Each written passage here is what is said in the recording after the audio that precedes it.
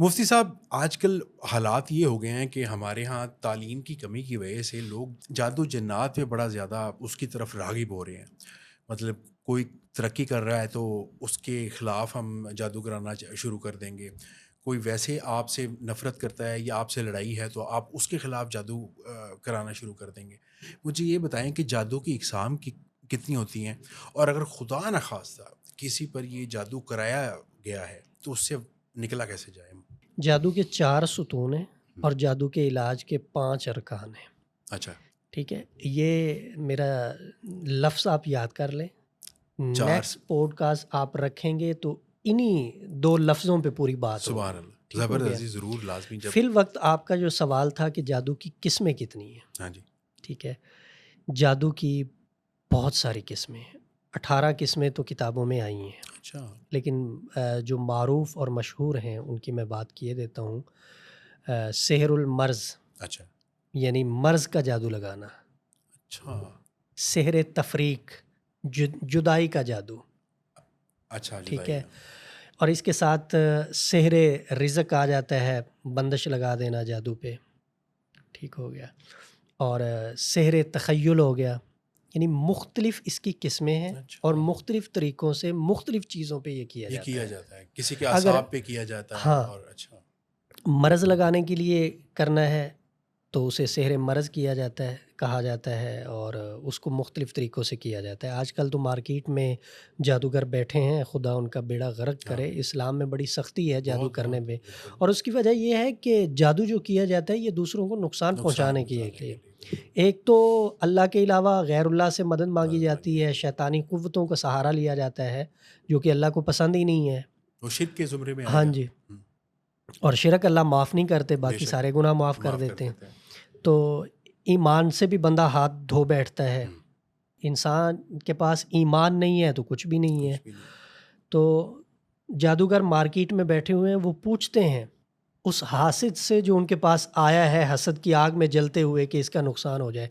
دیکھیں، میں اکثر یہ بات کہا کرتا ہوں کہ ایک بندے پہ اللہ نے انعامات کر دیے ہیں، اپنے خزانوں سے اسے عطا فرما دیا ہے، اور یار جس رب نے اسے دیا ہے اس رب سے آپ اپنے لیے بھی مانگ لو، وہ رب آپ کو بھی دے دے گا. اور اس کی عزت آپ تکریم کرنا آپ پہ فرض ہو جاتا ہے، کیونکہ خدا نے اسے عطا کیا ہے، آپ نے، مطلب عوام نے نہیں کیا. آپ خوشی کا اظہار کریں، ٹھیک ہے، ماشاءاللہ کہیں.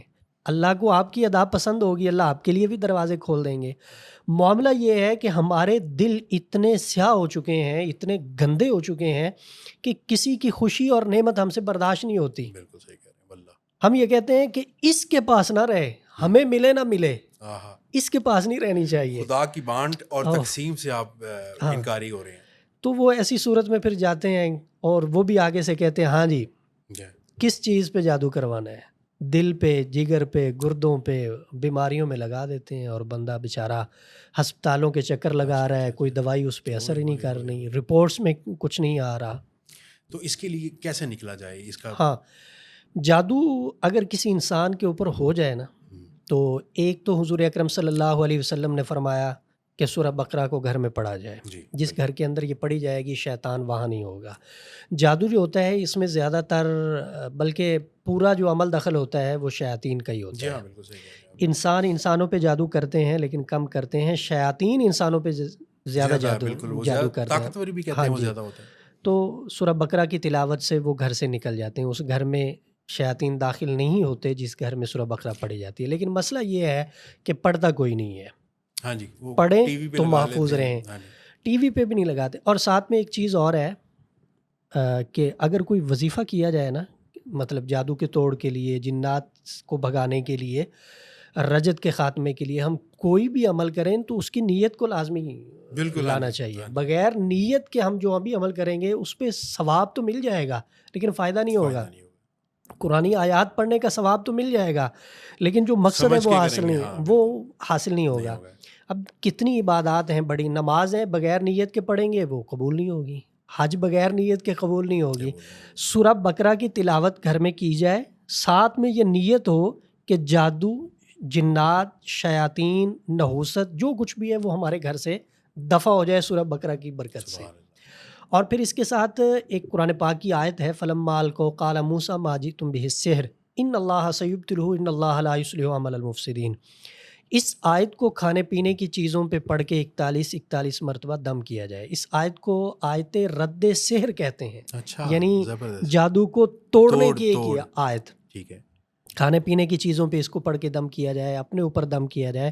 اور پھر آپ صلی اللہ علیہ وسلم کا معمول تھا کہ آپ ساری زندگی جو ہے نا, آپ نے معوذتین نازل ہونے کے بعد ساری زندگی معوذتین پڑھی ہیں اس ترتیب کے ساتھ کہ آپ پڑھتے تھے اور ہاتھوں پہ پھونک لگاتے تھے. پھونک اس طرح کے تھوک کے ذرات ہاتھوں پہ لگتے تھے, سر سے لے کے پاؤں تک آپ جسم پہ ہاتھوں کو پھیر کے سو جایا کرتے تھے. جو شخص اس کا معمول بنا لے گا نا, اس کے اوپر شیطانی اثرات ہوں گے, جادو ہوگا, وہ ختم ہو جائے گا. ہمارے ایک استاد تھے, وہ کہا کرتے تھے اکثر کہ میرے اوپر جادو نہیں ہو سکتا. ٹھیک ہو گیا. تو شاگردوں نے کہا, انہوں نے کہا جی جادو تو نبی علیہ الصلوۃ والسلام پہ ہو گیا تھا, ہاں, تو آپ پہ کیوں نہیں ہو سکتا؟ فرمایا کہ جب حضور پہ ہوا تھا تب معوذتین نازل نہیں ہوئے تھے. اب معوذتین ہمارے پاس موجود ہیں, جو پڑھتا ہے اس کے اوپر نہیں ہو سکتے. مسئلہ یہاں پہ ہوتا ہے کہ جب پڑھا نہیں جاتا, ایک بندہ حفاظتی دعاؤں کو پڑھتا رہے, صبح و شام کے اذکار کرتا رہے, قرآن کی تلاوت کرتا رہے, نماز پڑھتا رہے, یہ چیزیں اس کے قریب نہیں آتی. یہ اس کے اوپر یہ ہیوی ہوتی ہیں جو دین سے دوری اختیار کرتا ہے, اپنے آپ کو کمزور شو کرتا ہے, اس کے اوپر یہ ہیوی ہو جاتی ہے.